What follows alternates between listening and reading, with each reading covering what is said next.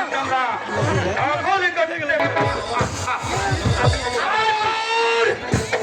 এই রূপনগরের সিংহাসনে বসবে আমি, আর তথা তুমি হবে আমার প্রধান উজির।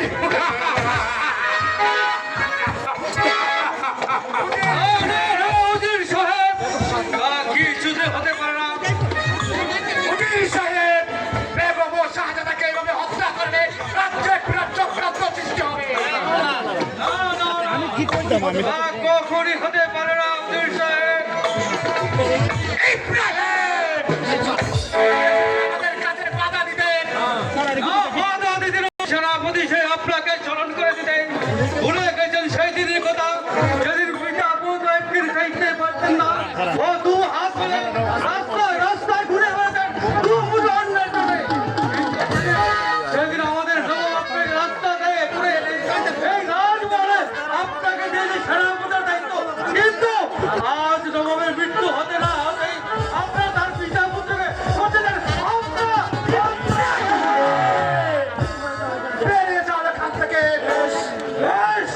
তাই যাচ্ছি, কিন্তু যাবার আগে একটি কথা বলে যাচ্ছি, এই নবাব মহলে আপনাদের বিরুদ্ধে কেউ কোনো প্রতিবাদ করতে না পারলাম আমি চুপ করে বসে থাকবো না।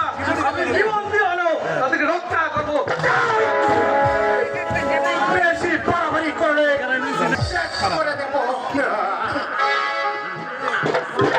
আমার কি তার সহ্য হচ্ছে না? যা ফরালি খা, চলো যা ফরালি খা, চলো আমরা করতে যাই। এখন আমি শিশু কামালকে নিয়ে কিভাবে রাজ্য পরিচালনা করব?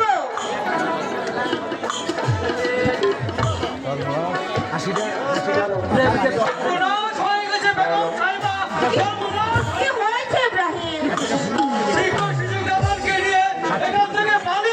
কেন?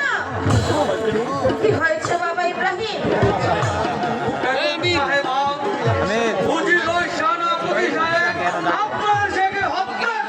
আমাদেরকে হত্যা করে তাদের দিলাম।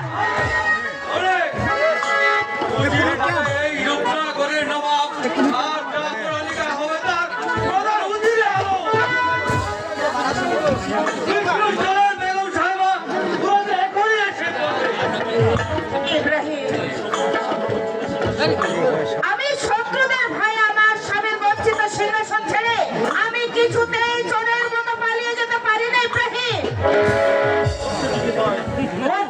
হয় তাহলে আমি এইখানেই থাকবো। তাহলে কি আপনি যাবেন না বেগম সাহেবা? আমি যাব না।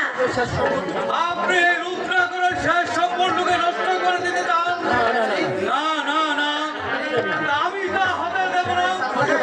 আমি শিশু কামালকে যে বাঁচতে হবে, আমি তাকে নিয়ে রাজ্য ছেড়ে অন্য রাজ্যে পালিয়ে যাব। এবং ওই জালিম শয়তানের বিরুদ্ধে একদিন শিশু কামালকে রুখে দাঁড়াতে হবে। এই নিয়ে কি হবে ওদের বিধান? এসো এসো ভাই কামাল, এসো। তুমি আমার কামালকে নিয়ে যাও না ইব্রাহিম। আজ আমি আপনার কোনো কথাই শুনবো না। আমি শিশু বিদায় বেগম সাহেবা বিদায়। আমি একেবারে করে দিয়েছে। হবে না সেনাপতি জাফর আলী খান। তোমার আমার সত্যি কুল্লিকে বাস্তবে পরিণত হবে না। কেন উজির সাহেব পালিয়ে গেছে?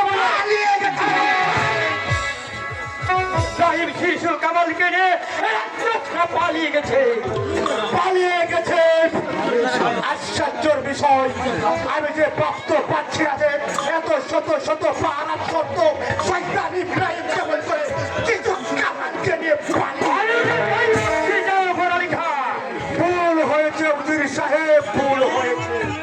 সেই দিন শিশু কামালকে হত্যা আমাদের উচিত ছিল ওই ইব্রাহিমকে হত্যা করা। এই ব্যাপারে আজকে ওই শয়তান দুটোকে খুঁজে বের করে রে আপনার সম্মুখে করবো।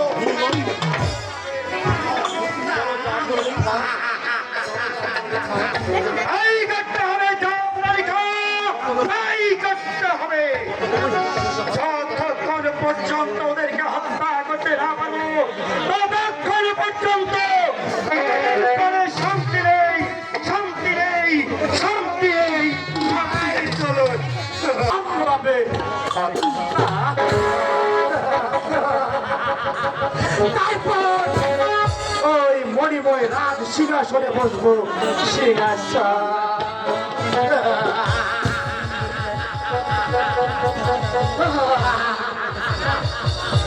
এই মণিময় রাজ সিংহাসনে এই সেনাপতি চাপড়, চাপড়, চাপড়, আলী খাঁ, খাঁ,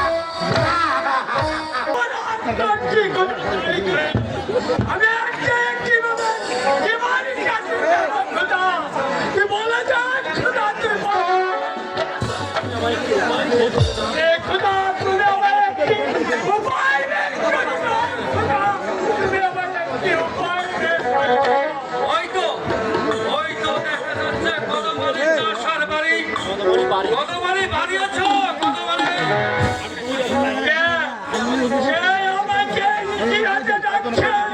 আমি ইব্রাহিম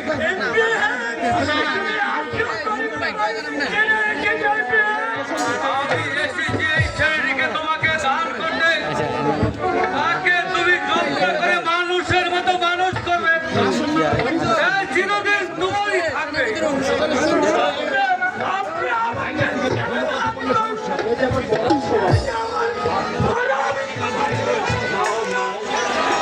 যাও ভাই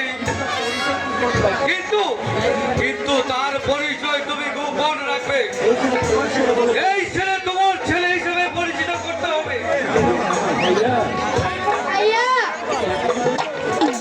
আমাকে একেবারে চল দেবে সেই জন্য দুঃখ করিস রে ভাই আমি মাঝে মধ্যে সে তোকে দেখে যাব ওই দেখ ছোটবেলা তো পাখি পছন্দ করতি ওই যে একটি ডালে দুটি পাখি খেলা করছে দেখ, আমি তোর জন্য একটি পাখি নিয়ে আসছি দেখ দেখ দেখ দেখ দেখ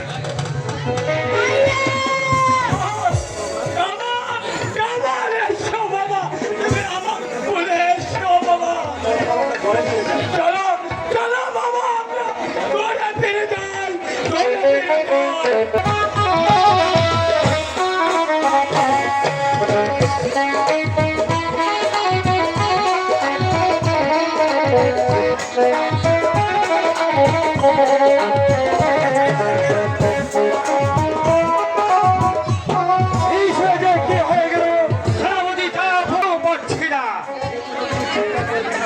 সেই জন্য কোনো চিন্তা করবেন না উজির সাহেব যেমন করেই হোক ওই শয়তান দুটোকে খুঁজে বের করে ফিরভাগ পাবে।